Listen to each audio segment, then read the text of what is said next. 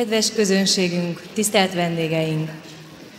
Abban a nagy megtiszteltetésben van részem, hogy köszönhetem Önöket ezen a rendkívüli előadáson, itt és most Magyarországon először, ahol találkozhatunk Csinkhaj legfelsőbb mesterrel. Nagyszabású európai előadókörútján Budapestre is ellátogatott. Örülök, hogy időt tudtak szakítani, és eljöttek erre az előadásra, hogy együtt élvezhessük ezt a rendhagyó programot. Csinkhaj legfelsőbb mester ezt Kuan-Yin módszernek nevezte el, mert első nyilvános előadásain formosán tartotta. Kuan-Yin egy kínai kifejezés, amely a belső rezgés megfigyelését jelenti. A mester elmondása szerint valójában ez nem igazán egy módszer, ez a mester ereje. Ha rendelkeztek vele, akkor át tudjátok adni. A módszer transzcendentális, melyet nyelvünk nem tud kifejezni. Még ha valaki le is tudja írni nektek, nem fogjátok megkapni a fényt és a rezgést, a belső békét és a bölcsességet a mester ereje nélkül. És ha megengedik, bemutatnám másik gyakorlótársunkat, aki szintén egy pár szóban beszélne önökhöz. Köszönöm.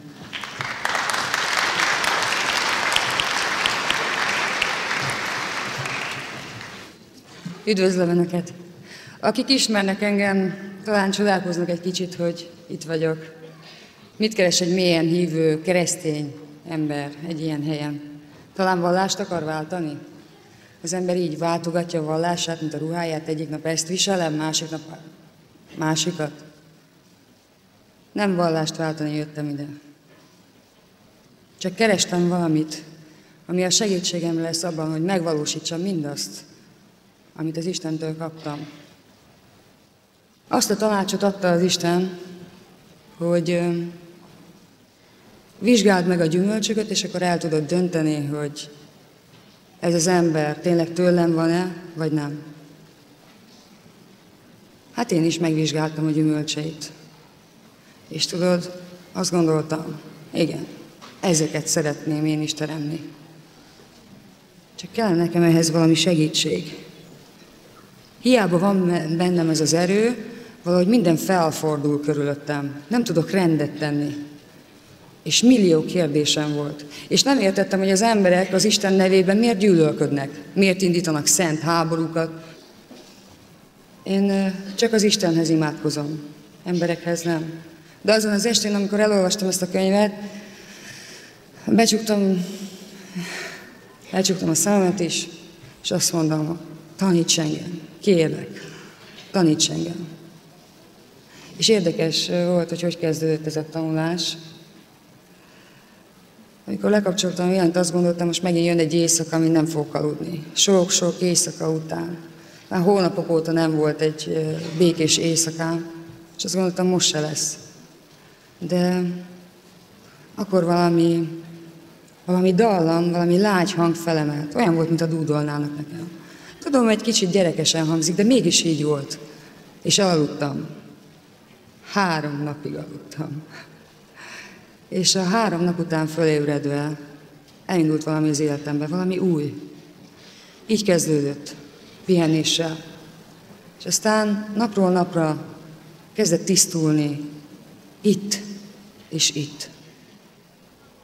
Mert minden meg volt bennem, ami csak kell az élethez ahhoz, hogy boldog legyek. Nem tudom, te hogy vagy vele. Én minél tovább jártam iskolába, egyre több kérdésem lett. Lehet, hogy rossz iskolákba jártam, de nekem egyre több és több kérdésem lett.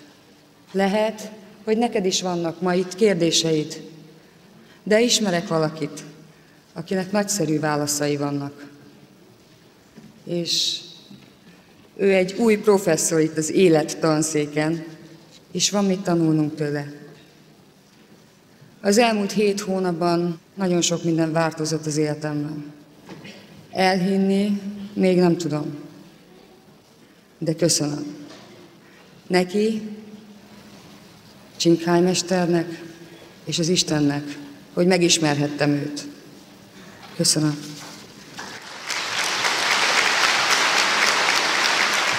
Kedves vendégeink, nagyon nagy szeretettel köszöntjük körünkben Csinkhaj mestert Magyarországon először.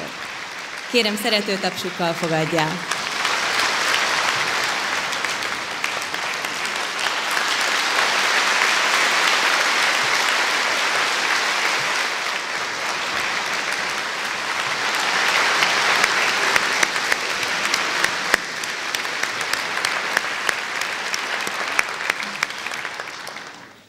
Thank you. Jó estét! Jó estét!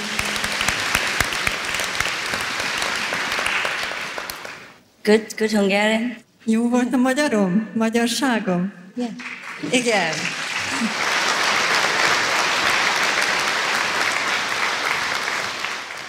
It's a beautiful place. Gyönyörű hely ez. Beautiful people. Gyönyörű emberek. I never thought I would come to your country. Sose gondoltam volna, hogy ide fogok jönni az önök országába. Ti országotokba. So soon. Ilyen hamar. Yeah, and so easy. És ilyen könnyedén. I have been invited for many times by your people, very lovingly, and Nagyon sokszor, nagyon kedvesen meghívtatok már. at that time the thought of going to Hungary was like a fairy tale. Akkoriban úgy tűnt nekem az a gondolat, hogy eljöjjek Magyarországra, mint tündérmese. But when God arranges, everything happens quickly and smoothly. De amikor Isten rendezi el a dolgokat, akkor minden könnyedén és gyorsan történik. So today I have the honor of sitting in front of the great people of Hungarian. Tehát ma abban a megtiszteltetésben van részem, hogy itt ülök a magyarok előtt, Magyarország csodálatos emberei előtt. I'm very honored. Nagyon nagy megtiszteltetés ez a számomra. And it's even a Christian holiday. És ráadásul ez még keresztény ünnepen is történik. I have been going around Budapest city just trying to learn the way of living in this country. And I feel that your country is doing great. Körbesétáltam Budapest városában, és próbáltam rájönni, hogy is éltek, és úgy gondolom, hogy nagyon jól megy a sorotok. It's such a beautiful city, I keep telling the taxi driver. Olyan gyönyörű ez a város. A taxiból is láttam. I heard that it is very beautiful, but when I see it with my own eyes, it's so beautiful that I'm very, very surprised. Hallottam, hogy nagyon szép, de amikor saját szemeimmel láttam, pillantottam meg, mégis meglepődtem. I guess it is the same with many of us. We heard about heaven, but when we truly see heaven, we will also be surprised. Azt hiszem, sokan így vagyunk ezzel, amikor a mennyek országáról halljuk, hogy ez milyen gyönyörű, de amikor megpillantjuk, akkor tényleg meglepődünk, hogy mennyire az. In the old time, suppose if I am born in Asia and want to go to see your country, it would have been very difficult. It would have been even more of an impossible fairy tale. Régebben, hogyha az az ötletem támadt volna, hogy meglátogatom az országotokat, és mondjuk történetesen Ázsiában születek, akkor ez nagyon-nagyon nehéz lett volna. Majdnem, hogy lehetetlen. Tündérmesék világába való dolog lett volna. But because of the advance of technology, we can see each other in a very easy manner. De a technológiai fejlődés eredményeképpen nagyon könnyedén láthatjuk egymást. Similarly, seeing God or seeing heaven or knowing God or contact directly to God in the old time, it would have been a very difficult task to find out. Ehhez hasonlóképpen a régi időkben Isten megismerése, megpillantása ugyanilyen nehéz lett volna. Because in the old time, the technology also was not so advanced. And in order to speak to a great audience, it would pose a big problem, and also the language problem. Mert hogy régen, amikor a technika még nem volt ilyen fejlett, mint manapság, ilyen nagy nézőközönséghez, hallgatósághoz bizony nehéz lett volna szólni, és a nyelv is akadály lett volna. In addition to that, there were very few knowledge accessible to the public. There were difficulty in printing material concerning the spiritual practice or the spiritual enlightenment. És ugyanilyen módon nagyon kevés tudás volt elérhető a közönségnek, tehát nem volt ilyen jó a nyomtatási módszer, mint amilyen ma, spirituális gyakorlatok terén.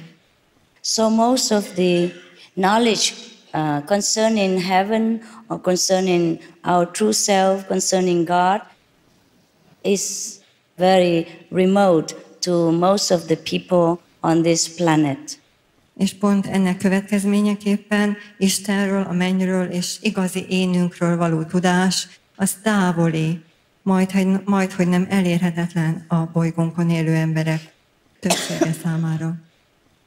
On the contrary of the ancient time, we have access to all kind of spiritual knowledge through books, through seminars, through the modern technology of communication, such as telephone, television, and email, etc.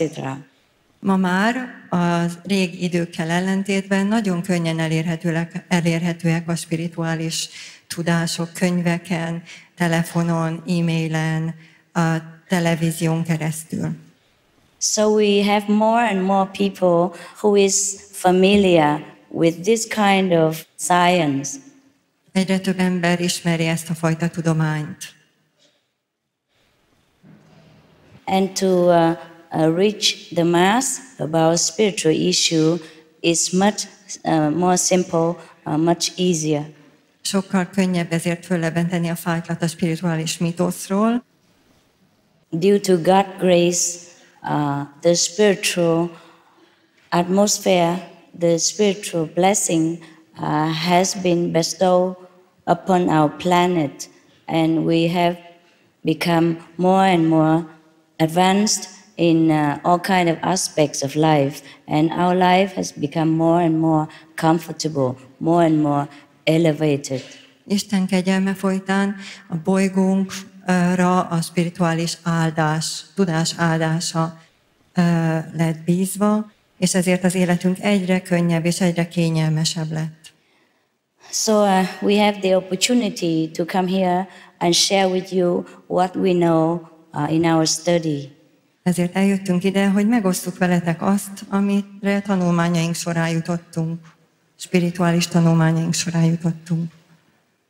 That according to spiritual experience, we are not only this physical being, but we are a multifold being. We are greater than we could imagine ourselves to be. De tudjuk, spirituális élményeink alapján tudjuk, hogy többek vagyunk, mint ez a fizikai test. Sok rétegű lények vagyunk, sokkal többek és nagyobbak annál, amit gondolunk magunkról.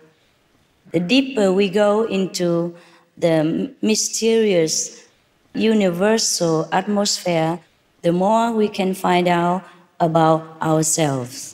Minél mélyebbre ássuk le magunkat a misztikus, univerzális légkörbe, annál jobban meg fogjuk ismerni magunkat. That we exist in many different levels of consciousness at the same time as we exist here now in this physical planet. Tudatosság sok szintjén létezünk, ugyanakkor, amikor fizikai testünkben, fizikai létezésünkben is jelen vagyunk most, ezen a bolygón. So going to heaven doesn't mean we have to go anywhere or die first, or we might call it dying, but we still can live, we still can function in this world while seeing heaven or contacting God at the same time. Tehát, hogyha azt mondjuk, hogy mennybe megyünk, ez nem jelenti feltétlenül azt, hogy meghalunk. Tehát még itteni életünk során bepillantást nyerhetünk a mennybe, megismerhetjük az Istent. By going through our different levels of self, of consciousness, we can return or we can visit different mansions of God. Azáltal, hogy énünk különböző rétegein egyre fölfelé haladunk, Isten különböző dimenzióit ismerjük meg. then we will find that it is true what the Bible says, that we are the temple of God and the Holy Spirit lives within us. És akkor rájövünk, hogy valóban igaz az, ami a Bibliában szerepel, hogy mi vagyunk Isten temploma, és itt lakozik a Szentlélek. It is wonderful to know that we are a manifold being and that we can see the highest of ourselves anytime we want to with a little practice. Csodálatos dolog arra gondolni, hogy sokrétegű, sokrétű lények vagyunk, és bármikor megpillanthatjuk legmagasabb énünket egy kis gyakorlattal, amikor csak akarjuk. And when we ascend into our highest level of self, then we can see God as well, because we are also part of the Most High. And when we go to the highest level, of course, we see the essence of our true self, which is God, because at that time we do not have the human ego anymore. Amikor énünk legmagasabb részére hatolunk föl, jutunk el, ezen a ponton megpillantjuk Istent is, hiszen amikor önmagunk legmagasabb tudását tudjuk, akkor megpillantjuk Isten lényegét. Consequently, there are ways, in this same way, we can avoid many of the unpleasant happenings to our lives. We can avoid a lot of suffering to us by ascending into a higher level of ourselves and find happiness there. Azáltal, hogy egy magasabb tudatossági szintre lépünk, jutunk el, ezáltal megszabadulhatunk életünk kényelmetlenségeitől, szenvedéseitől. And when we come back to this physical level, even if we still experience the mundane suffering, we became much stronger, much more spiritually awakened, and we can deal with our problems and our sorrow in a very, very easy manner. Ezután, amikor visszatérünk a fizikai szintre, akkor sokkal erősebbek leszünk, és sokkal jobban tudjuk kezelni mindazt a bánatot, szomorúságot, ami bennünket ér. That's why the Bible says that seek you first the kingdom of God, and everything else will be added unto you. És ezért mondja a Biblia, hogy először keressétek a mennyek országát, és aztán minden megadatik nektek. If suppose our house has many levels and we have never ascended the stairs to see the higher level in our houses, then of course we do not know how much we have and how many rooms we still have in our house. Képzeljük el, hogy van egy házunk, és még sosem jártunk a legfelső szintjén, akkor természetesen nem tudjuk, hogy mi is van a birtokunkban. Jesus said that in the house of my Father there are many mansions. Jézus mondta, hogy az atyám házában sok szoba van. This is a way of explaining the human's different level of existence. Így lehet elmagyarázni az emberi létezés különböző rétegeit, szintjeit.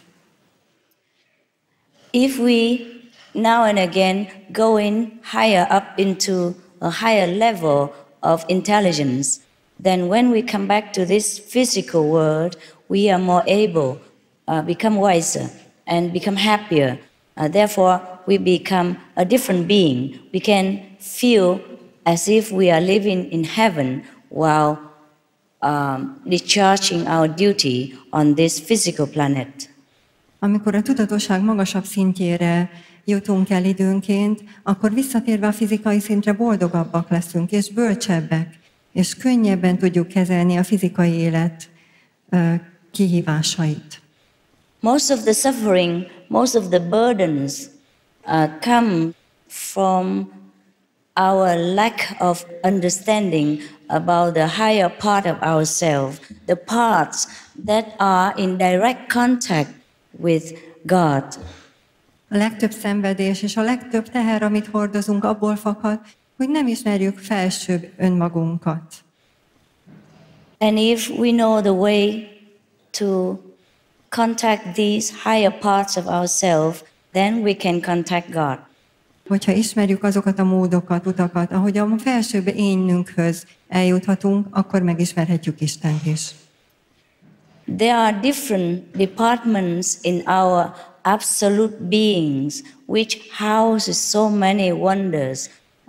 Every levels are different from another, and every level consists of different things which we can make use even for this physical life. Abszolút lényünk különböző részekből áll, amely helyeken találhatók azok az ismeretek, tudások, amelyeket felhasználhatunk. All these levels of beings of ourselves exist at the same time. It's just that we do not have the connection with it. We have forgotten how to reconnect ourselves all together. And that's why we only know the knowledge of the physical existence. Lényünknek ezek a részei egyszerre vannak jelen, egyszerre léteznek, csak nincs összeköttetésünk, nincs kapcsolatunk ezekkel, nem tudjuk összehozni, egyszerre működtetni az egészet. No wonder we have no knowledge of other planets. No wonder we have no knowledge about heaven. No wonder we do not find peace easily with each other. No wonder we have to resort to war sometimes. Nem csoda, hogy nincs tudásunk más bolygókról, nem csoda, hogy nincs tudásunk a mennyországról, és nem csoda, hogy a békétlenséghez folyamodunk, nem találunk békét egymással, és legutolsó forrásként a háborúhoz nyúlunk. Because we all know that the human capacity is only used about 5 or 10%. Mert tudjuk, hogy az emberi kapacitásunk, készségeink 5-10%-át használjuk mindössze. Where are the other 80% or 90%? És mi pedig van még 80-90% e fölött is. It's going to waste. És az bizony pocsékba megy. I'm here to show you, to make use of your complete wisdom, the other 90 or 80% that is left dormant. Azért vagyok itt, hogy megmutassam nektek, hogy lehet azt a 80-90%-ot használni, ami most pillanatnyilag használaton kívül szunnyad bennetek. And it's so easy that even children can do it. Olyan könnyű, hogy akár gyerekek is csinálhatják. And the more we have access to this greater part of our intelligence, the better a human being we become. És minél nagyobb részét tudjuk használni az értelmünknek, annál jobb emberek leszünk. And it will never cost us anything. És ez semmibe se kerül. Because these things are our own treasure. Mert hogy ezek a dolgok a saját kincseink. Just like you have money in the bank and you have forgotten where your checkbook is, I just will point it to you. Pontosan úgy, mint hogyha lenne pénzetek a bankban, csak elfelejtettétek volna, hogy hol is van a csekkönyvetek. Teljesen használhatatlan. And going through all this remain wisdom of our beings, we will be able to understand the universe. We will be able to understand God, to know God directly, to communicate with Him directly and daily. Hogyha a tudásunk, ismeretlen tudásunk, szunnyadó tudásunk birtokában leszünk, akkor megérthetjük az univerzumot, a világ mindenséget, és közvetlen kapcsolatba kerülünk Istennel. And the higher we go into the kingdom of God, the freer we will feel, and the growth, the burden of this material world will have very less and less effect upon us. Minél följebb jutunk Isten országába, annál szabadabbak leszünk, és annál kevésbé fogjuk érezni az anyagi világ terheit. And even our physical well-being will become better and better. És még fizikai testünk és lényünk is egyre jobb állapotban lesz. Of course, we do not want to find God because we want to cure our physical sickness, but the bonus are also there in abundance. Persze nem azért akarjuk megtalálni Istent, hogy meggyógyítsa a fizikai testünket, de természetesen bónuszként azért ez is bejöhet. And the happiness we feel inside after we have found God, we will not want to trade with the whole world. És azt a boldogságot, amit megismerése után érzünk, ezt a világ minden kincsért nem adnánk el. That's why the Bible would dare us that what is the good of a man who gain the whole world and lose his own soul? Ezért mondja a Biblia nekünk azt, hogy mit is nyer az az ember, aki ugyan az egész világot megnyerte, de elveszítette a lelkét. To lose our soul means that we do not recognize our greatness. We do not know what else we are except this physical body and this physical way of life. A lélek elvesztése azt jelenti, hogy nem tudjuk, hogy milyen csodálatosak vagyunk. Csak azt hisszük, hogy azok vagyunk, ami ez a fizikai test. The Bible also mentioned that whoever forsake the world will gain it, and whoever run after the world will lose it also. A Biblia azt is mondja, hogy mindenki, aki megtagadja a világot, az nyerni fog, és aki a világ után szalad, világ hívságai után szalad, az bizony veszít. The purpose of the soul coming into this world is to find God. A lélek ereje, amely most behatol a világba, annak az a célja, hogy megtaláljuk Istent. And nothing else will make it happy until it find God again. És semmi sem teheti boldoggá mindaddig, amíg újra meg nem találja Istent. But when we are in this physical world, this physical prison of the flesh, we will forget our purpose of life. Amikor bekerülünk ebbe a fizikai börtönbe, a húsvér világba, elfelejtjük a célunkat. Because it is such an arrangement of the negative power that will entrap us here with all kind of pleasure, all kind of illusion that make us busy, make us suffer, make us also cling to those ephemeral, temporal pleasure of the flesh and forgot heaven. Mert mihelyt bejutunk a testvilágába, akkor a negatív erők csapdába ejtenek bennünket, és pillanatnyi átmeneti örömökkel etetnek bennünket. And that's why no matter how much possession we have, no matter how high our position in the society, we are never truly happy here if we do not have at the same time spiritual nourishment. Ezért van az, hogy bármennyi tulajdonunk is van, bármilyen magasra is hágunk a szamárlétrán, igazi boldogságot nem nyerünk el, hogyha nincsen spirituális tudás a birtokunkban. Just like a rich man who has a very great house with many rooms and many levels, but he always stay in the darkness of the basement. Pontosan úgy, mintha képzeljük el, hogy egy gazdag embernek van egy hatalmas nagy háza, sok szinttel, de csak az alaksort ismeri, annak sötétségét. And he will never see the sun. Soha sem látja a napot. And he will never have a chance to see all the treasures that lay awaiting him in other higher levels of the house. Sosem pillantja meg mindazt a kincset, ami a háza különböző felső szintjein vár rá. We are a manifold beings. We are physical, emotional, intellectual, and spiritual being. Sok rétegű lények vagyunk, fizikai, érzelmi, mentális és spirituális lények.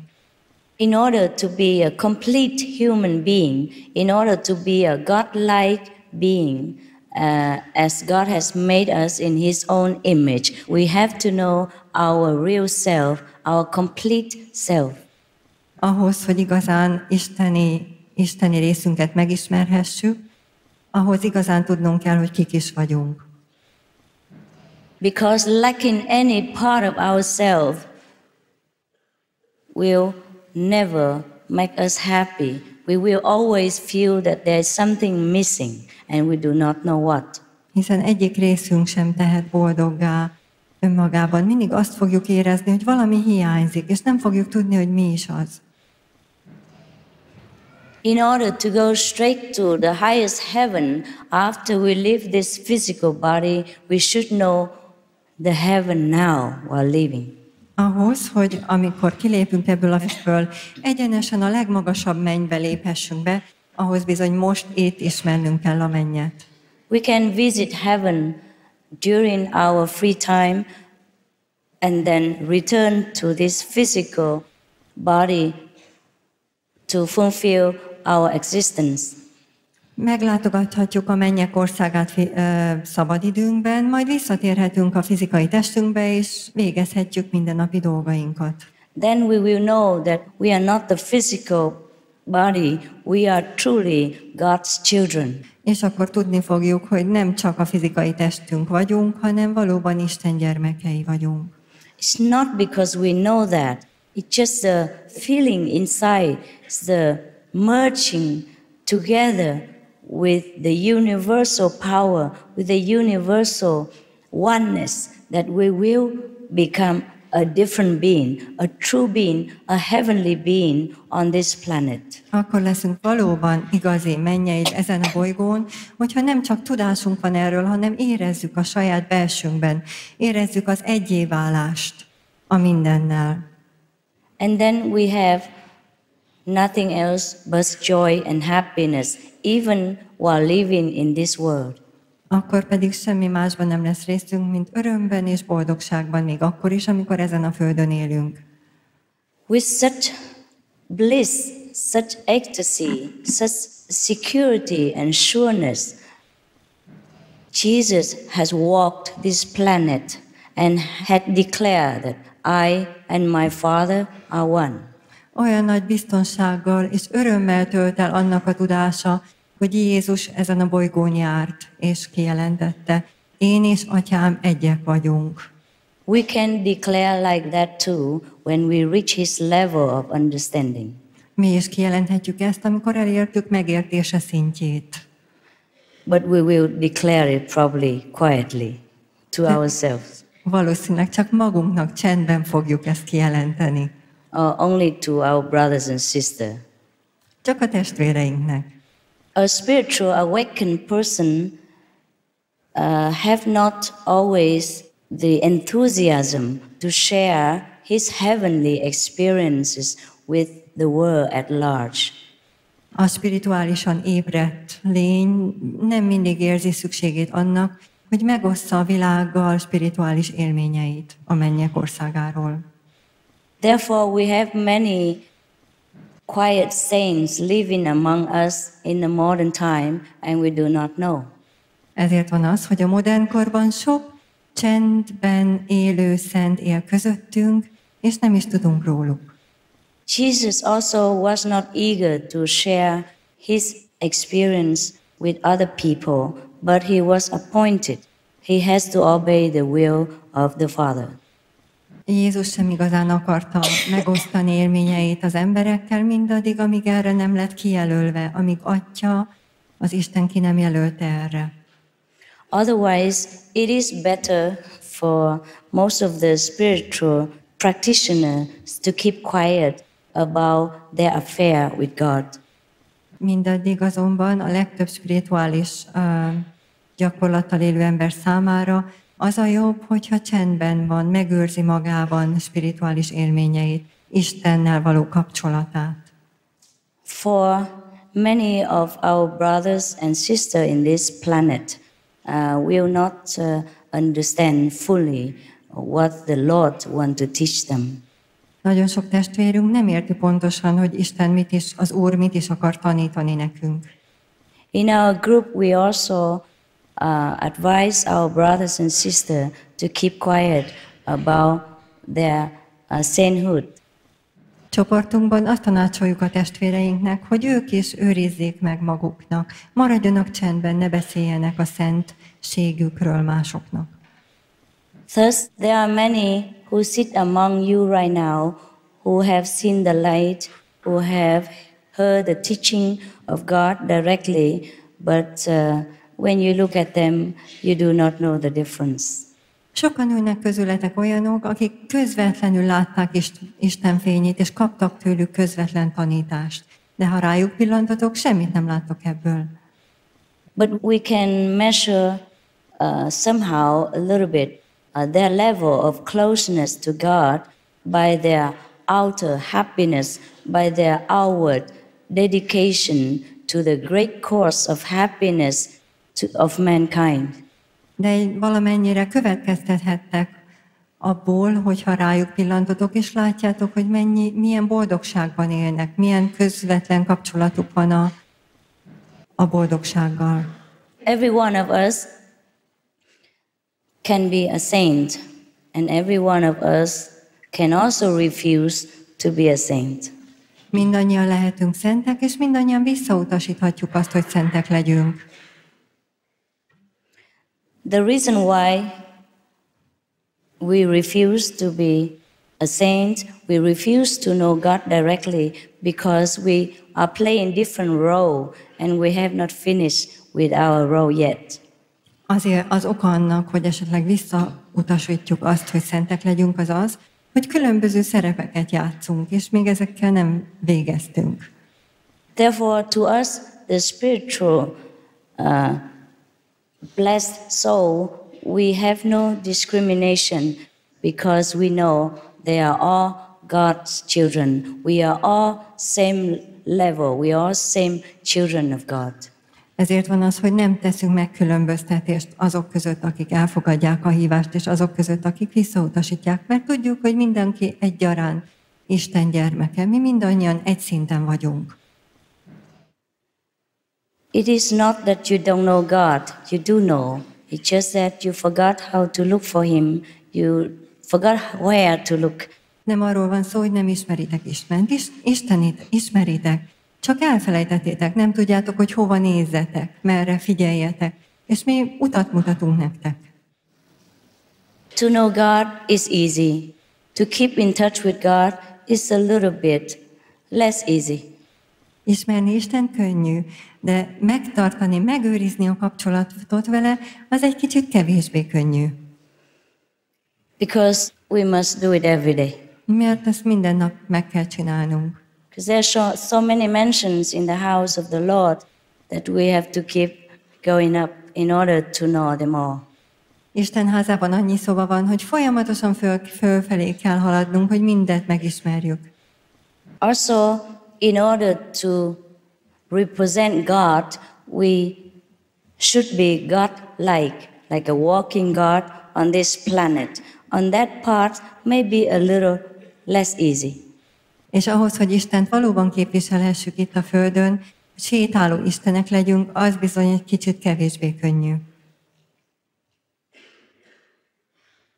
The Ten Commandments in the Bible are not forbidden kind of rules. They are the measurement of our standard of consciousness. A bibliai 10 parancsolat valamiféle tiltások halmaza, hanem mértéket ad arra, hogy milyen szinten is vagyunk, tudatosság milyen szintjére jutottunk el. If we can keep these commandments completely, it means if these commandments seems natural to us, we can uphold it without any effort. Then we can understand that we are very close to God-like quality. Hogyha mindezt a 10 parancsolatot könnyedén, megerőltetés nélkül meg tudjuk tartani, akkor tudjuk, hogy közel vagyunk Istenhez. For a godlike being will not like to terminate the life of another God on this planet before his time has come. Akkor, hogyha Istenhez hasonlatos lények vagyunk, akkor nem akarjuk bevégezni egy másik Istenhez hasonlatos lény életét ezen a földön. A godlike being would always tell the truth would always keep his faith in God, would always love the neighbor as himself, etc., etc. Egy Istenhez hasonlatos lény mindig igazat mond, és mindig úgy szereti a fele barátját, mint önmagát, és így tovább. So if we are already up to this standard, then we can be ready to know God. Ha már ezen a szinten vagyunk, akkor tényleg készen állunk arra, hogy megismerjük Istent. So I'm not here to teach you anything new. I'm here just to bring you the key to the kingdom. Tehát nem azért vagyok itt, hogy bármi újat is tanítsak nektek, hanem azért, hogy kulcsot adjak nektek a mennyek országához. The key is yours. I will just hand it over because you have forgotten. A kulcs a tietek, csak éppen elfelejtettétek, hogy hol is lóg. I'm sure many of us have great faith in God, but we still want to know truly if God exists and can we ever communicate with Him. Tudom, hogy ti mindannyian hisztek Istenben, de biztos akarjátok tudni, biztosan, hogy létezik, és hogy hogyan tudjátok megőrizni a kapcsolatot vele. The answer is yes, we can. Igen, az a válasz, hogy meg tudjuk tartani a kapcsolatot. And on a daily basis. Minden napokban, minden egyes napon. God will walk with us, guard us, protect us, love us. Isten velünk együtt sétál, megvéd, szeret bennünket. God does that every time already. It's just that we do not know. Now it is our part, our turn to know that God really is doing it. Isten már is ezt teszi, csak mi még nem tudunk róla. Most jött el annak az ideje, hogy igazán megértsük, hogy ez történik, ezt csinálja. In order to know this, to see this, we must open our spiritual eye. Ahhoz, hogy ezt megértsük, megtudjuk, ezt ki kell nyitni a spirituális szemünket. The physical eyes are open so that we can see this physical surrounding and this physical existence. The heavenly eyes must be open in order so that we see heaven. Fizikai szemünk nyitva van ahhoz, hogy lássuk a fizikai dolgokat. Mennyei dolgok látásához ki kell nyitnunk a spirituális szemünket. When Jesus left this planet, he entrusted the key with Saint Peter. Amikor Jézus elhagyta ezt a földet, akkor a kulcsot rábízta Szent Péterre. And that key has been handed over and over from one generation to the next, and it might appear in some very unexpected area and with some very unexpected person. És azóta a generációkon át egymásnak adják generációk ezt a kulcsot, és a lehető legváratlanabb helyen és időben bukkan elő. So whatever you have within your beings will be revealed to you after the key is been used to open the treasure within yourself. Miután a kulcsot arra használjuk, hogy kinyissuk a bennetek levő kincsestárat, rájöttök, hogy mi is rejlik bennetek. Of course, it is not a physical key. Persze nem fizikai kulcsról van szó. Physical key can only open physical objects such as concrete houses, bathroom, or trunks of jewelry, but cannot open the gate to the kingdom of God. Fizikai kulcs, fizikai konkrét tárgyakat nyithat ki, mint amilyen egy fürdőszoba, vagy egy ékszeres ládika. A mennyek országának kulcsa természetesen nem ilyen. The key to the house of our Father is not physical, and yet we can use it to open the house and to see Him face to face. Mennyei atyánk házának, ajtajának kulcs, az természetesen nem fizikai, és mégis használhatjuk arra, hogy kinyissuk az ajtót, és megismerjük atyánkat. After opening our own wisdom, we can use it to serve God, to serve mankind as a whole, or we can use it just for private reason, to serve our life, our loved ones, our families, to make this existence become more comfortable. Bölcsesség megszerzése után ezt a bölcsességet használhatjuk arra, hogy Istent szolgáljuk vele, vagy az emberiséget. De használhatjuk arra is, hogy egyéni életünket tegyük kényelmesebbé, családunknak, barátainknak legyünk szolgálatára. God will never force us to do anything, even for Him or for His children. Isten sosem kényszerítene bennünket arra, hogy bármit is tegyünk, még a gyermekeit sem kényszeríteni semmire. He can appoint us and we can say yes, we can say no. Ránk mutat, és mondhatunk igent, és mondhatunk nemet is. It's just that after the wisdom has been reclaimed, we become wiser each day, we become more loving each day, and we might automatically want to help whoever comes to us. Csak egyszerűen arról van szó, hogy amikor megkapjuk a bölcsességet, napról napra szeretettelibbek leszünk, és egész egyszerűen, természetszerűen akarunk segíteni másoknak, akik hozzánk fordulnak.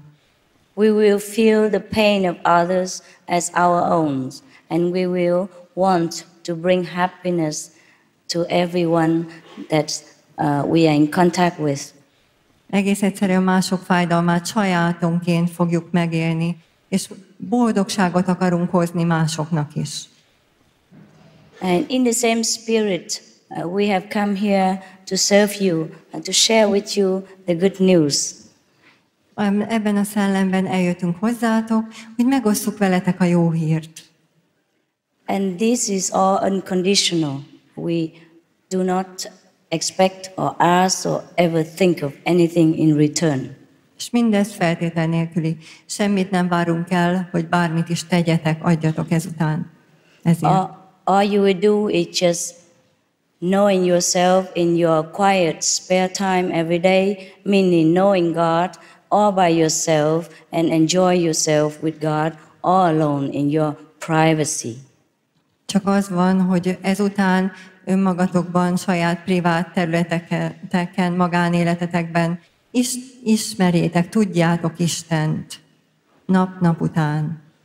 Because the more people know this, the more people know God, the more people can contact directly with God and become happier, then the more peaceful the world will be, the less war, and the more we can bring heaven onto earth. Mert minél több ember tud erről, minél több emberben van meg ez a tudás, és lesz közvetlen kapcsolata Istenhez, annál inkább megszületik a béke ezen a bolygón, annál kevesebb háború lesz. There is no reason to do this except that I have the knowledge that you are myself, you are the part of me, I am the part of the whole mankind, and if the whole part is happy, then of course I'm happy too. And if any part at all of this whole is sick, is unhappy, then it will affect any of us, including myself also.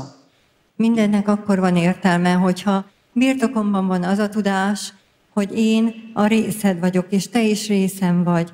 Tehát, hogyha a világ egy része boldog, akkor én is boldog vagyok. Ha a világ egy része beteg, akkor az engem is érint.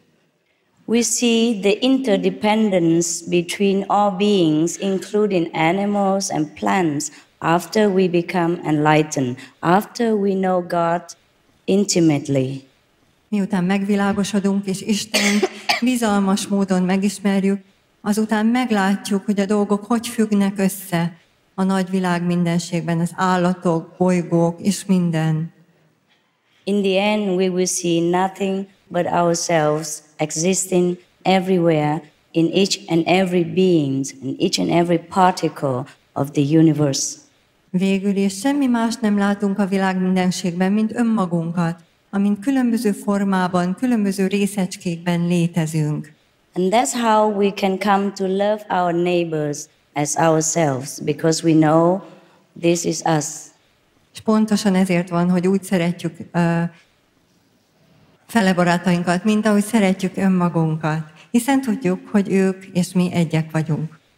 Otherwise, no amount of talk and persuasion can bring us into this kind of volunteer state of love in this automatic way of kindness. Mert enélkül semmi sem hozhat bennünket ebbe az automatikus, önmagunktól való és önmagunk miatt tevő szeretetbe.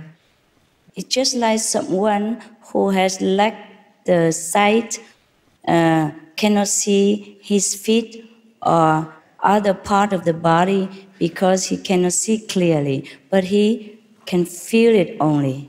Olyan ez, mint hogyha valaki nem látja a többi testrészét, mondjuk a lábfejét, csak érzi. And because of the lack of seeing the parts of himself, he might sometimes hurt himself without knowing, without intention. És mivel nem látja a többi részét, ezért néha szándékolás nélkül, nem önszántából, de mégis véletlenül megsebezheti magát. He might bump to the wall, he might bump his legs, his feet into some hard object and hurt some part of his body. Neki mehet a falnak, neki bukhat valaminek, megsértheti magát, megsebezheti magát.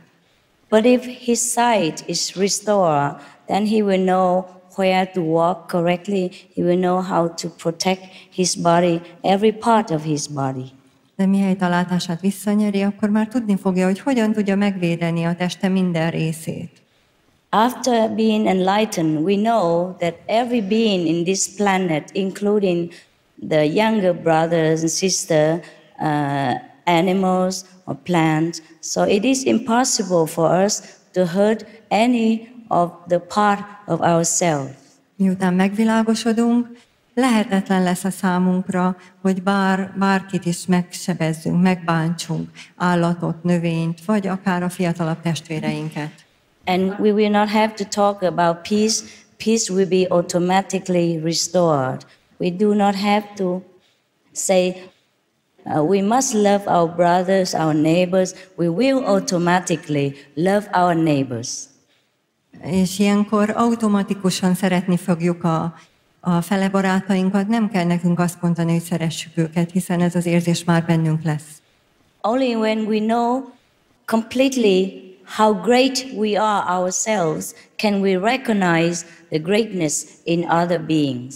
Csak akkor tudjuk másokban felfedezni a nagyságot, hogyha pontosan tudjuk, felismerjük saját önnön nagyságunkat. Talking about God alone doesn't make us see God. Mert hogyha csak Istenről beszélünk, attól még nem fogjuk látni. To know something, we have to taste it ourselves. Hogy ismerjük valamit, ahhoz meg kell ízlelnünk. The advertisement are just introduction of the real thing. A reklám az csak bevezetés az igazi dologhoz. So my talk also will not make you see God unless you have connected inside. Az előadásom sem teszi azt, hogy lássátok Istent, hogyha önmagatokban nem hozzátok létre ezt a kapcsolatot. Everything is free of charge, now, future and forever. Minden ingyenes, most is és később is, és egyáltalán örökkön örökké. In case you have any other questions, please let me know. Hogyha van kérdésetek, akkor kérem tudassátok. Thank you very much for your loving attention. Nagyon köszönöm a figyelmeteket.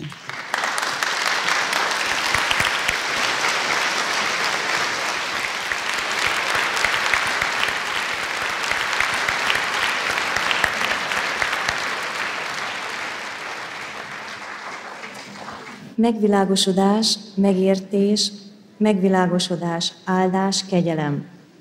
Mennyiben különbözőek és mennyiben egyezőek-e fogalmak, jelentései és jelenségei? So, enlightenment and understanding and blessing and how different and how similar are these terms? And what are the meanings of these?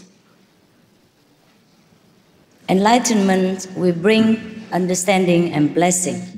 A megvilágosodás áldást hoz és megértést. they are not truly different. They are interdependent. Nem igazán különbözőek, hanem egymástól függnek, összefüggnek. A magyar kérdés második része. Megvilágosodhat-e itt és most egy ilyen hétköznapi tévelygő, mint én? Can some ordinary person like me, can someone get enlightenment here and now? Of course. Persze, persze. Nobody is ordinary. Senki sem mindennapi. You are all gods, a part of God.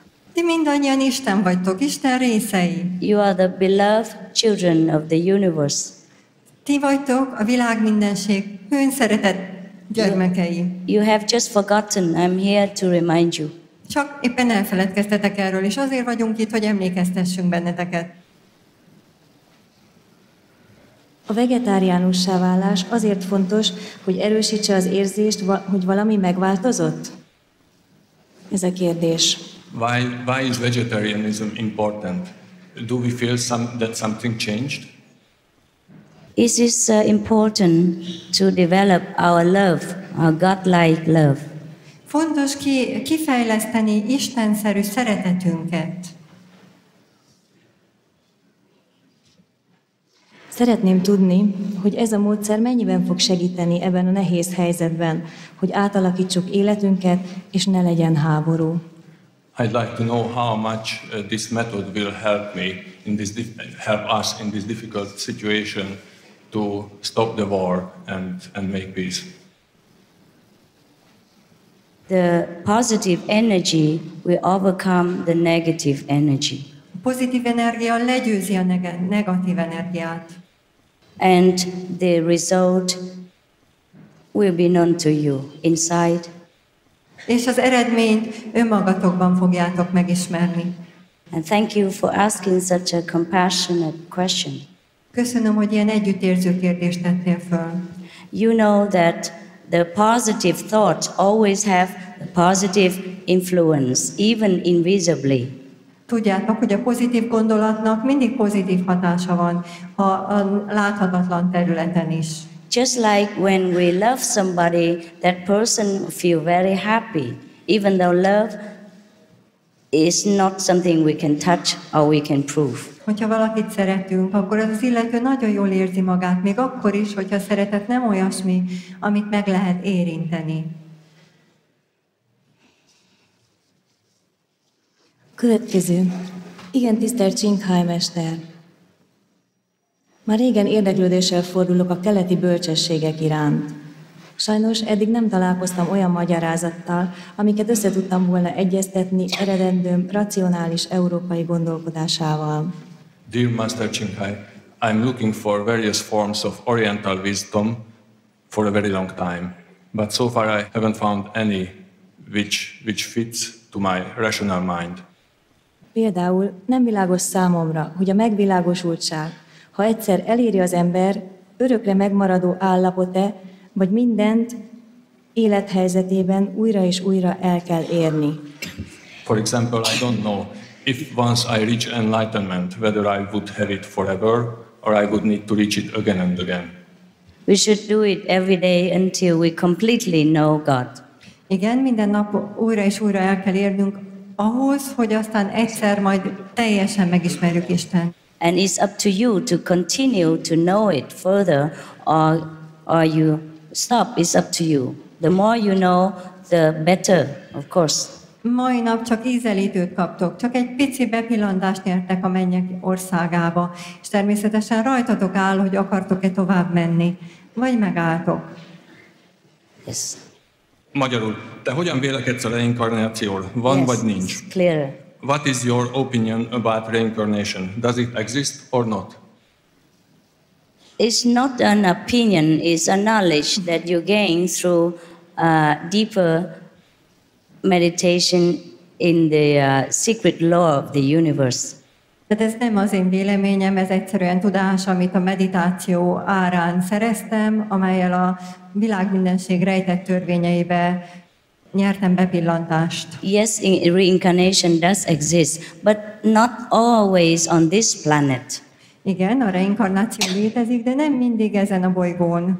For example, if the soul dies, the soul leaves this planet and he wants to have more physical experience, then he can be reborn again in another physical body, but in another physical planet.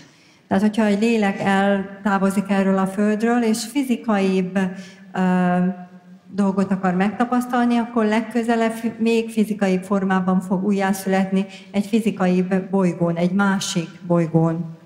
If he wants the physical experience, if he wants intellectual or a little bit higher spiritual experience, then he has to be born in a higher level of spiritual planet. Hogyha a mentálisabb vagy spirituálisabb tapasztalásra vágyik, akkor egy felsőbb spirituális szintű bolygón kell újra születnie. Yes.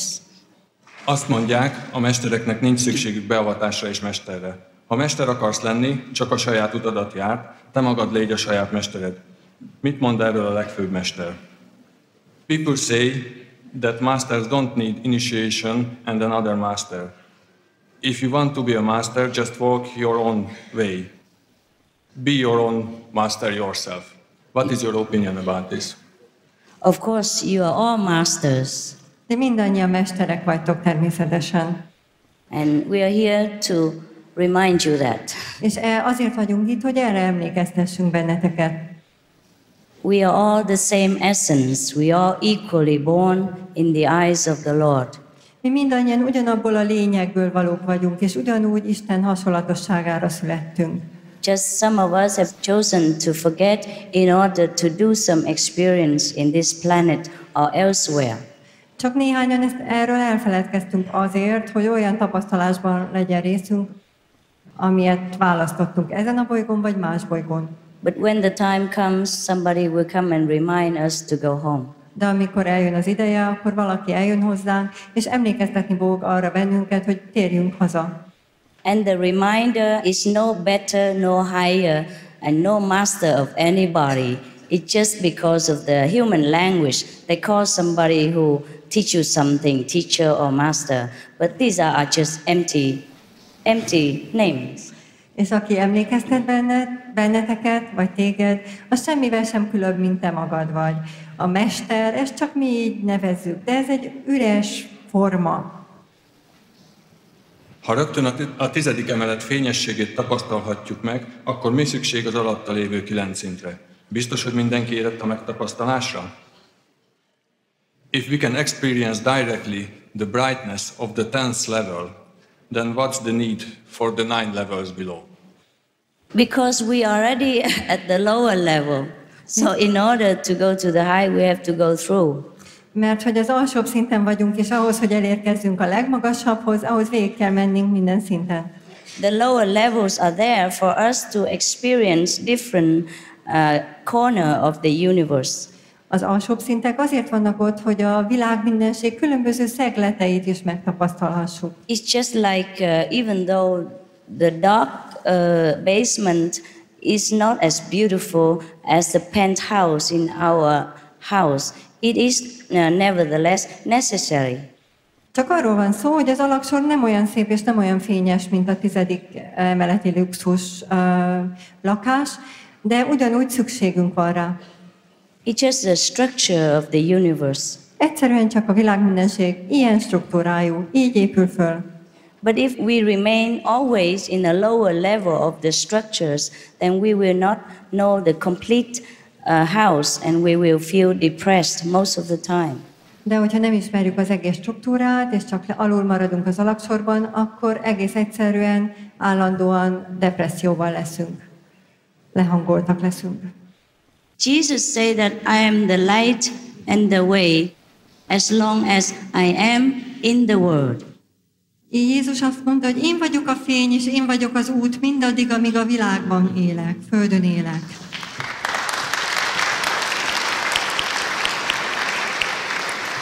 That's why he said he will send more comforters to us later. Ezért küldött másokat, akik vigaszt hoztak nekünk.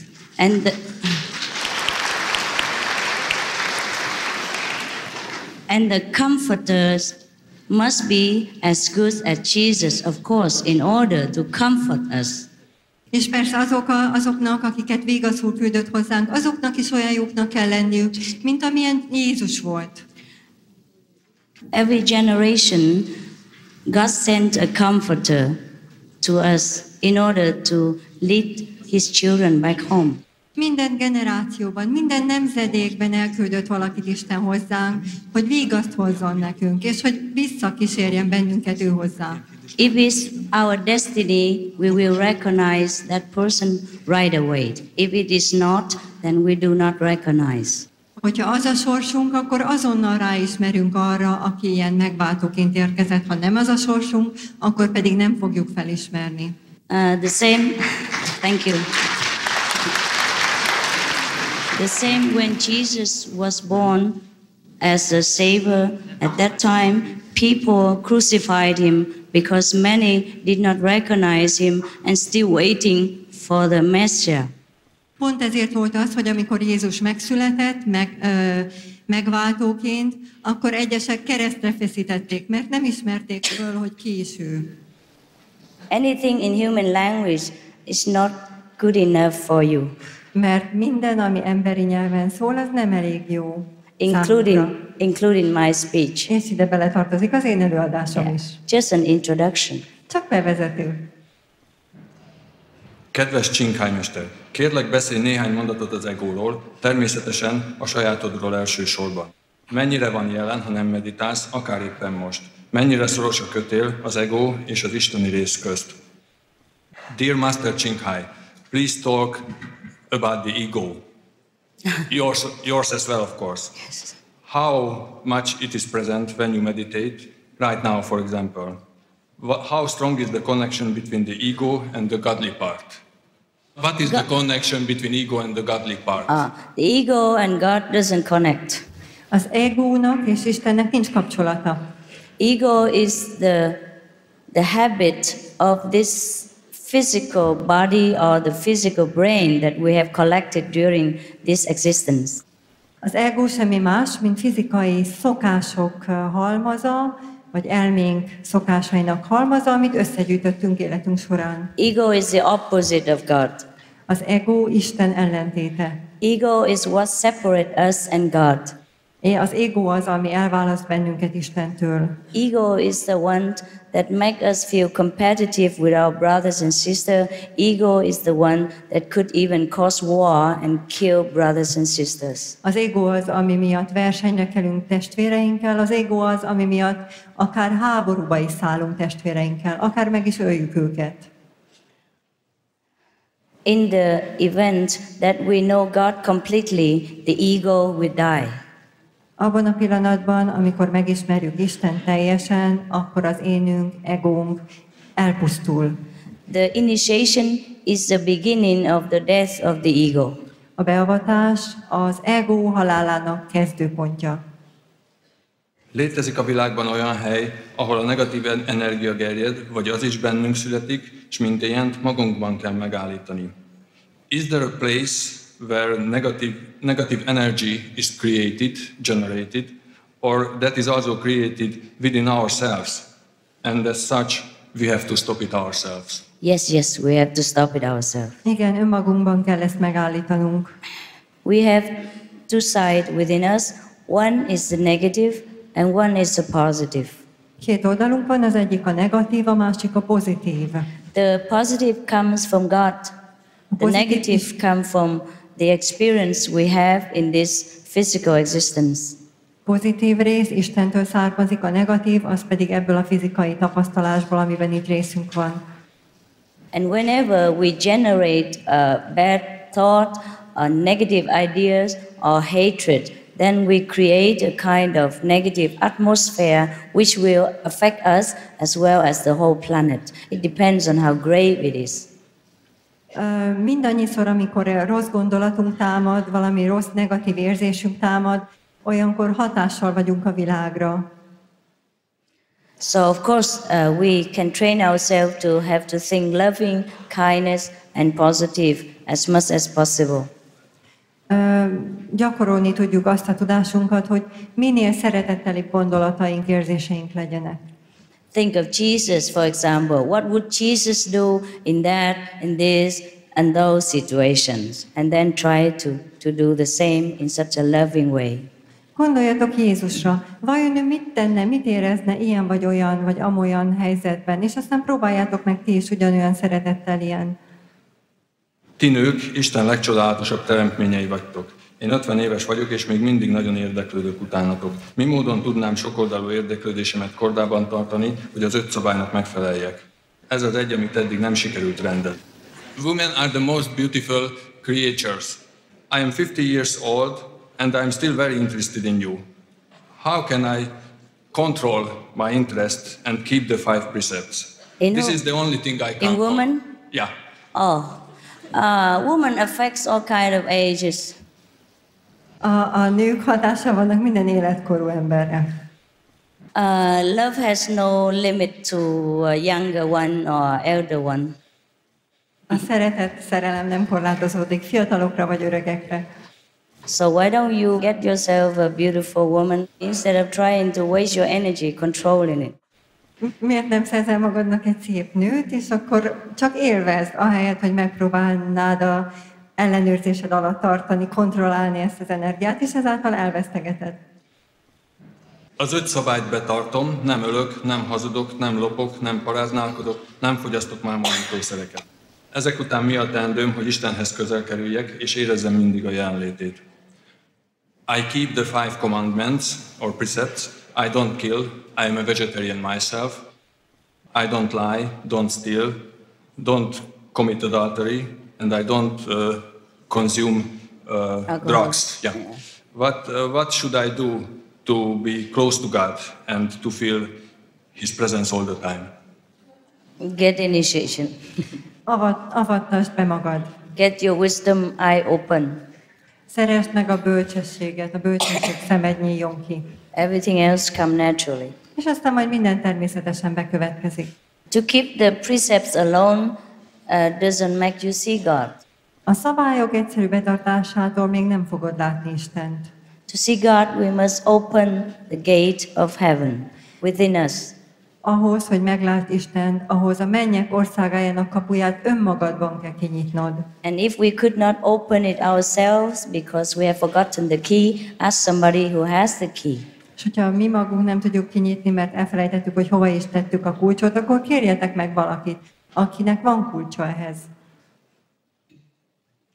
Mit szól ahhoz, hogy a betegségek mind figyelmeztetések, hogy lelkileg rossz úton járunk? A betegségeknek csak lelki okai vannak? What is your opinion whether sicknesses are warnings that our soul is on a wrong path? Are all sicknesses have spiritual basis? It has in a way, yes. Egyféleképpen igen.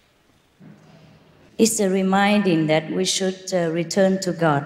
Emlékeztetőek a betegségek arra, hogy vissza kell térnünk Istenhez. Because He is the source of our healing. Mert minden gyógyulásnak ő a forrása. A hagyományok szerint a mester személyesen ismeri a tanítványait, és csak akkor ad beavatást, ha a tanítvány érett. Ön ad beavatást olyan személyeknek is, akiket nem ismer. Milyen módon állapítja meg, hogy ki érett meg a beavatásra? By tradition, a master gives initiation only if he or she knows the disciple personally. But you give initiation without knowing the person. Because I look at everyone as a child of God, I have no right to refuse someone who wants to know God the Father. Mivel mindenkire úgy tekintek, mint Isten gyermekére, ezért nincs jogom valakit visszautasítani, aki meg akarja ismerni az Istent. God knows everybody. Isten mindenkit ismer. I'm only an instrument. Én csak eszköz vagyok. I'm not a master of anybody.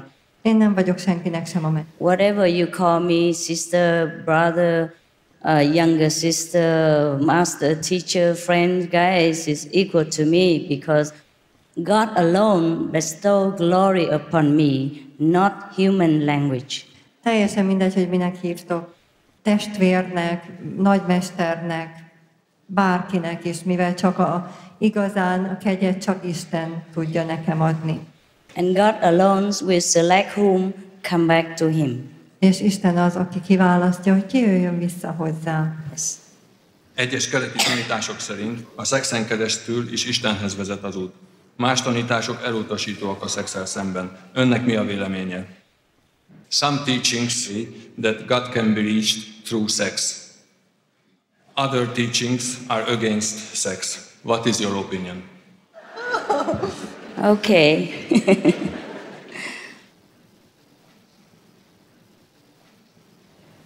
To go without sex, you cannot reach God.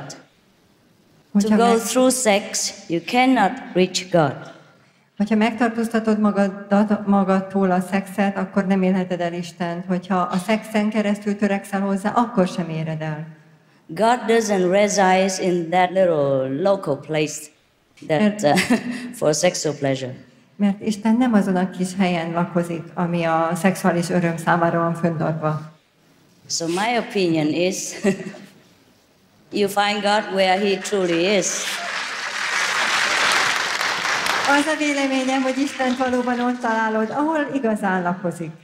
And then if you still want to make children, it's okay with Him. És hogyha még akarsz gyerekeket csinálni, hát ez teljesen rendben van a számára. And if you don't want to make any more children or celebrate your love with your wife or husband in the sexual way, it's also okay with Him. És ha már nem akarsz több gyereket csinálni, és nem akarod a társadat, feleségedet, férjedet így módon örömmel üdvözölni, akkor ne csináld. Is that clear enough? Elég világos ez most már?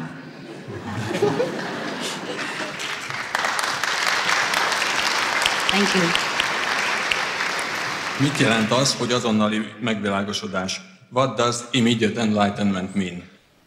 It means that when you sit down with me and you want enlightenment, you have it right away.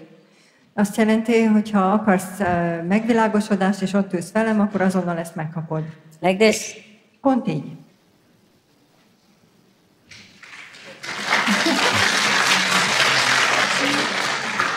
Mit jelent az, hogy legfelsőbb mester? What does supreme master mean? It means yourself, your inside self, your real self. Ti magatokat, az igazi éneteket, a belső éneteket jelenti. Every of you. Mindannyiótoknak van ilyenje. Because the Bible says that you are the temple of God and the Holy Spirit lives within you. So you are just God, you are God. This is only the temple. Mivel a Biblia azt mondja, hogy ti mind Isten temploma vagytok, amelyben a Szentlélek lakozik. And God is the supreme master. És Isten a felső mester, legfelsőbb mester. You are the supreme master. És ti vagytok a legfelsőbb mester. And if you have forgotten, I'm here to remind you and prove it to you. És ha ezt elfelejtettétek, azért vagyok itt, hogy emlékeztesselek benneteket, és bebizonyítsam ezt nektek. Thank you. Dankeschön. Jézus nem volt vegetáriánus. Mi erről a véleménye? Jesus was not vegetarian. What's your opinion? You better go inside and ask the Lord yourself. Jobban teszed, hogyha befelé fordulsz, és te magad kérdezed meg az Urat. He told me he was.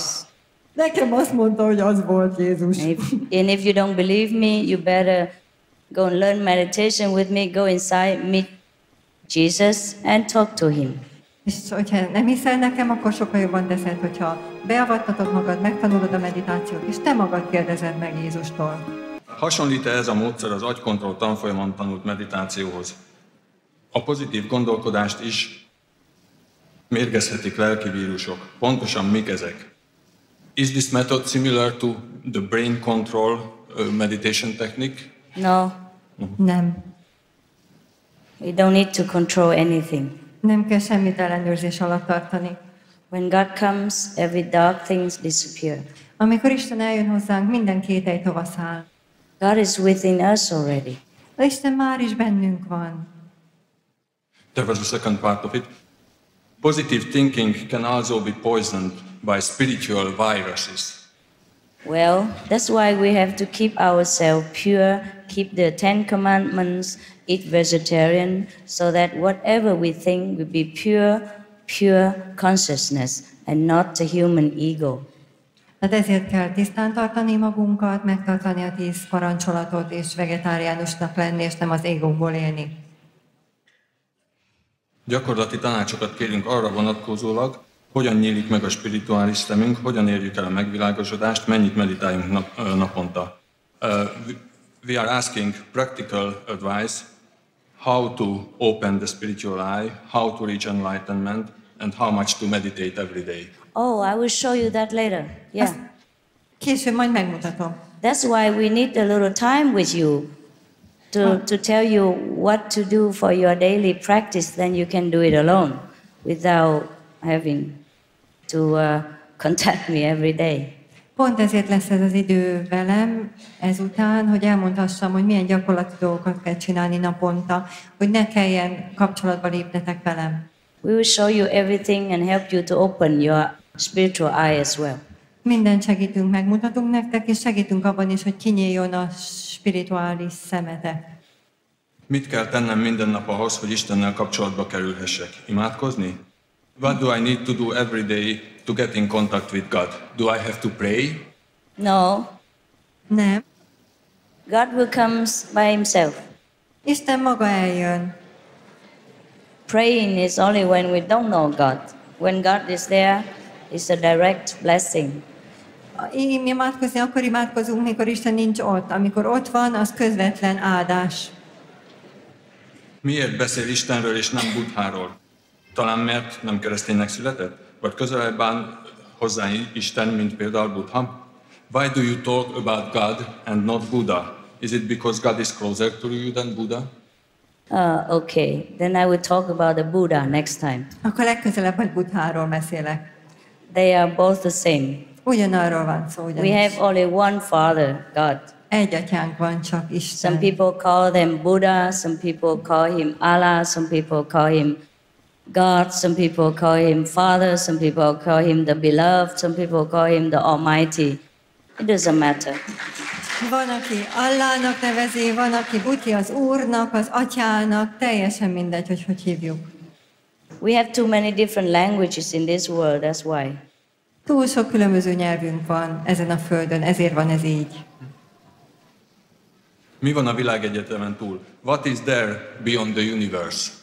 Beyond the Beyond universe, the universe, yeah. Az univerzumon túl there's no such thing as beyond the universe. nincsen olyasmi, mint a világ mindenségen túl. Because the universe is no beginning and has no end. Mert a világ mindenségnek nincsen kezdete és nincs vége. Az 5 szabály első pontja nem vonatkozik a növényekre. Azok nem érző lények, az ő életüket szabadon elvehetjük. The first point of the 5 precept doesn't talk about plants. Are they not sentient beings? Can we take their lives? Oh, yes. They have more neutral kind of energy, and we temporarily should take them in order to survive. Semlegesebb energiájuk van, és átmenetileg magunkhoz kell vennünk őket, hogy túlélhessük, tovább élhessünk. They do not suffer so much like animals. Nem szenvednek annyira, mint az állatok. So we are allowed to take them as nourishment. És ezért szabad táplálékként magunkhoz venni őket. For example, if you cut one branch of peppermints, it will grow 3, 4, 5 branches after that. Például, hogyha a mentából leszakítotok egy kis ágacskát, akkor 3-4 újabb ágat fog kihajtani. But if we cut an arm, a leg of a pig, it will not grow 2, 3 more De legs. ha egy malacnak egyik sonkáját legyensük, akkor nem fog 3-4 sonkája kinőni. Honnan lehet megismerni az igazi mestert? Manapság sokan deklarálják magukat annak. How can we know the real master? Recently, many people claim themselves to be real masters. Yes, that's a very good question. Igen, nagyon jó kérdés. If you don't know, then you must go home and pray very sincerely to God. Hogyha nem vagy biztos benne, akkor jobb, hogyha hazamész, és nagyon őszintén imádkozol Istenhez. It takes a very high consciousness to know a master. Nagyon magas tudatossági szint kell ahhoz, hogy igazán felismerj egy mestert. Very unfortunate. Sajnos. And that's why they killed Jesus. Pontosan ezért ölték meg Jézust. The people in this physical prison, they will be blind to the truth. Mert hogy az emberi, a fizikai létbe, börtönében szorított emberek vakok az igazságra. When Jesus and his disciples were alive, wherever they go, they radiate light. They have halos around the head and the body, but not many people can see that. Amikor Jézus és tanítványai valahova elmentek, akkor dicsfény lengte őket körül, de nagyon kevés ember látta is ezt meg. Same now. Most is ugyanez a helyzet. You see, a modern saints now, they also have light, but only if you have a higher level of eye can you see. Modern szenteket is fény veszi körül, de csak nagyon kevesen látják azok, akiknek egy kifinomultabb érzékük van. But as a general guideline, whoever can help you to see the brilliant light inside, that means he can bring you to God consciousness, bring you closer to God. De általános útmutatásként annyit mondhatok, hogy bárki, aki segít abban, közelebb vigyen a fényhez, az segíthet neked. And another general guide is that whoever that master is, he must be omnipresent, means he can appear in many places at the same time. Egy másik ilyen útmutató arra, hogyha valaki mester, akkor egyszerre tud jelen lenni több helyen. Because the disciple will be in many different places, and if the master cannot manifest in many different places, then he cannot hear the praise of the disciple and cannot help them effectively. Mert a mesternek különböző pontokon sok helyen vannak tanítványai, és hogyha nem tud egyszerre jelen lenni több helyen, akkor nem tud nekik segíteni. So you can either ask the master directly, or if he is omnipresent, which is the quality a master must have, or you can ask other disciples of the master whether they have experienced the omnipresence of the master, then at least you know a level of the master. Egész egyszerűen közvetlenül megkérdezheted a mestertől, hogy egyszerre tud-e jelen lenni több helyen, vagy sem, vagy pedig egy másik tanítványát kérdezheted meg, hogy megtapasztalta-e már a mesternek ezen tulajdonságát. Yes, please. Van-e pokol? Aki nem hisz, az a pokolra jut? A Biblia sokat ír a sátánról és a pokolról. Is there such a thing as hell? If someone doesn't believe, does that person go to hell? The Bible talks a lot about Satan and hell. We are all believers in some kind. It's just that we cannot define our feeling about the belief. Mi mindannyian hiszünk valamiben, csak nem tudjuk pontosan megfogalmazni, hogy mi is a mi hitünk. It's difficult also to believe in God when we don't see Him. Nagyon nehéz hinnünk Istenben, amikor nem látjuk. So God will not punish us for not knowing Him. Isten nem fog megbüntetni minket azért, hogy nem ismerjük őt. It's just if at least we try to be a good human being, then we don't have to go to hell. Egyszerűen csak próbáljunk meg jó emberek lenni, és akkor nem jutunk pokolra. And we will be given another chance again to know God in the next time. És újra lehetőséget kapunk arra, hogy legközelebb megismerjük Istent. Miért nem oldja fel Isten a hajléktalanokat, és miért engedi szenvedni a beteg embereket? Why doesn't God help the homeless, and why does He let suffer the sick people? God doesn't want any of us to suffer. We suffer because we don't know God. Isten nem akar, hogy bármelyikünk is szenvedjen. Azért szenvedünk, mert nem ismerjük Istent. That's why it is said that seek you first the kingdom of God, and Ezért everything will be added unto you. Ezért mondja azt, hogy először jussatok el a mennyek országába, és aztán minden megadatik. We have treasure inside, but we forgot to make use of it. That's why we suffer. Bensőnkben kincsek vannak, csak elfelejtettük, hogy is használjuk őket, és ezért szenvedünk. Szeretném megkérdezni, hogy a mester tud-e beteget gyógyítani. I'd like to ask whether master can heal the sick people. I don't do anything. Semmit sem csinálok. I only let God does whatever He wants to whomever He chooses and whenever He feels fit. Egyszerűen csak hagyom, hogy Isten azt tegye, amikor és ahol ő úgy érzi, hogy tennie kell. There are people who claim to be healed by me, but I tell you, the credit is God's. Azt mondhatom, hogy vannak, akik azt állítják, hogy én gyógyítottam meg őket, de én viszont azt mondom nektek, hogy Istent illeti a dicsőség. I'm merely just an instrument and God's blessing flow through to heal whomever He chooses to heal. Én csak eszköz vagyok, és Isten kegyelme rajtam keresztül árad, ahhoz, akit ő éppen erre kiválaszt. But it happens. De megtörténik. Mi értelme van, ha egy kisbaba néhány perc, óra után meghal, vagy ha egy ember teljes szellemi nyomoréknak születik? What is the meaning if a little baby dies after several minutes or hours, or if a person is born as a disabled, mentally disabled? There are many ways the souls choose to present itself in this world. Nagyon sok módot választanak a lelkek arra, hogy megmutatkozzanak, megjelenjenek ezen a világon. And God made arrangement with that soul to do such and such things, and we cannot understand them all. És Isten elrendezte ezzel a lélekkel ezt vagy azt a dolgot, és mi nem érthetünk meg mindent. Sometimes, in order to reach God, a soul, personalized souls, choose to be a disabled, for example. Előfordul, hogy egy lélek, aki éppen személyiséget választ magának, egy szellemileg fogyatékos, vagy egyébként fogyatékos valakit választ.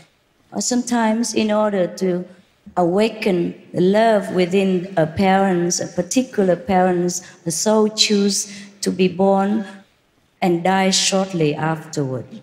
Előfordul az is, hogy egy lélek azért, hogy egy szülőben a szeretetet fölébressze, elvállalja azt a feladatot, hogy nagyon rövid időre megszületik.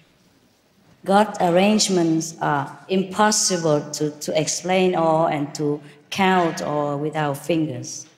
Isten elrendezését nagyon nehéz megmagyarázni, vagy az ujjunkon végig számolni. Everything is for the best of the development of our spiritual progress. De minden a spirituális fejlődésünk érdekét szolgálja, lehető legjobb módon. Van-e feltétele a beavatásnak? Ha valakit beavatnak és megszegi a szabályt, mi történik? Miért kell 2,5 órát meditálni naponta? Ez nagyon sok egy dolgozó embernek. This is a group of questions all related about meditation. If someone is initiated and doesn't keep the precepts, what will happen? Ha valakit beavatnak, és nem tartja meg a As you sow, so shall you reap. Why you ask me? amint aradsz, úgy, amint vetsz, úgy aradsz. Whatever way you choose to walk your life, there is a consequence. Bárhogy is választod, hogy járd az utadat, mindennek meg lesz a maga következménye. So choose carefully. Gondosan választhatok. Okay. Thank you. The last question in this group, why do we need to meditate 2.5 hours a day? It is too much for a working person. You try your best. If you can meditate, the more the better for you. It's just like the more money you earn, the more wealthy you become. Mert azt teszed, amit elég tőled. Minél többet meditálsz, annál jobb. És pontosan úgy, mint hogy minél több pénzt keresel, annál gazdagabb leszel. That is just recommended numbers, but you will just try your best as much as you can. Csak ajánlott mennyiség, és próbáld megtenni a tőled lehető legtöbbet. We work like 10 hours, 12 hours, or 8 hours just to fit this ephemeral body, and we were not willing to do only 2.5 hours just to know our true body. It's a pity.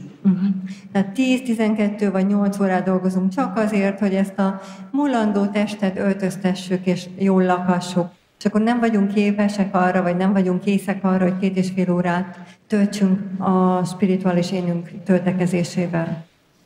Ebben a vallási és szektás zűrzavarban mi lesz a kiút? There are many sects and religions, and there is a big mess. What is the solution? Because we do not know God, so we try so many different ways.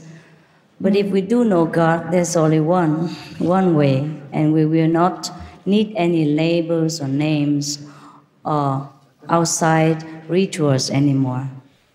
Azért van ennyi ág, mert hogy nem ismerjük Istent. Ha Istent ismerjük, akkor csak egyetlen út létezik, és nincsen szükségünk semmilyen címkére, semmi külsőségre. Thank you.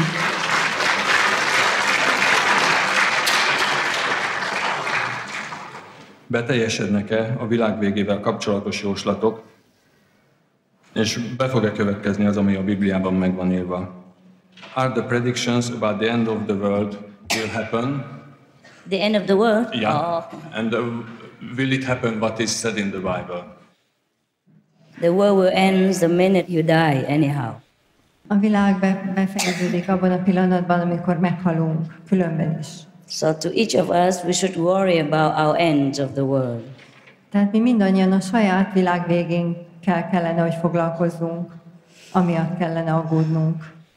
Even if the world still exists and we end, what is the use? Még hogyha valóban a lehető legrosszabb bekövetkezik, akkor mi ennek a haszna? So I will show you how to continue life. Megmutatom nektek, hogy hogyan folytassátok az életet. Hogyan különböztethetjük meg a bennünk megszólaló ego akaratát Isten akaratától, Isten hangját a gonosz hangjától? Mindkettő erős lehet egyszerre. How can we distinguish the voice of ego from the voice of God inside us? Both of them can be strong.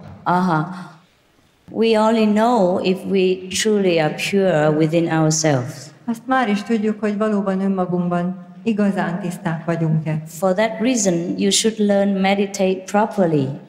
Ezért meg kell tanulnunk, hogy hogyan kell rendesen meditálni. And during the time of initiation, I will show you everything, how to protect yourself, how to distinguish between the positive and the negative, the real and the false. És a beavatás során megmutatom nektek, hogy hogyan kell megkülönböztetni a negatív és a pozitív között, az igazi és a hamis között. És hogy hogyan védjétek meg magatokat. Until you remember fully that you are the master, you should know some necessary instructions. Amíg nem tudjátok igazán, hogy ti vagytok a valós mesterek, addig követnetek kell az instrukciókat. This is the last question, ez az utolsó kérdés. Fontosabbnak tartja-e a meditációt, mint az imád? Do you think that meditation is more important than prayer? Meditation is the highest form of prayers because in this kind of meditation you contact directly to God. So whatever you tell Him is a direct prayers. A meditáció a legmagasabb szintű ima, mert ilyenkor közvetlenül kapcsolatban vagyunk Istennel, és bármit is elmondunk ilyenkor, az közvetlenül hozzáérkezik. Yes. Thank you very much. Nagyon köszönöm. Thank you, the translator. Köszönöm a tolmácsoknak is. And thank you all of you. Kedves mester, Thank you. nagyon szépen köszönöm, hogy megválaszoltad kérdéseinket, és eljöttél hozzánk Magyarországra. Thank you very much for answering our questions and for coming to Hungary to visit us. Thank you for the invitation. Nagyon köszönöm a meghívást. It's been many years, finally I'm here. Nagyon sok éve próbálok már jönni, és végre itt vagyok. Due to your inner sincerity. Köszönhetően a belső őszinteségeteknek. I'm not very fond of travel, Nem nagyon szeretem az utazást. but since you have been so lovingly inviting many times, I'm just obliged. De mivel olyan sokszor, olyan szeretettel ilyen hívtatok meg, ezért egyszerűen el kellett jönnöm. I just obey your request. És egyszerűen csak eleget teszek a kéréseteknek. And so, by the way, other people also have a chance, and let me see them. Hogy másokat is láthassak, és ezért másoknak is tudjak lehetőséget adni. God bless your country, your people, and the world. Isten áldja meg a népeteket, az országotokat és a világot. You're very lovely people, Nagyon szeretetteli emberek vagytok. very spiritual in the heart. Szívetekben nagyon spirituálisak. Okay, see you. Viszlát!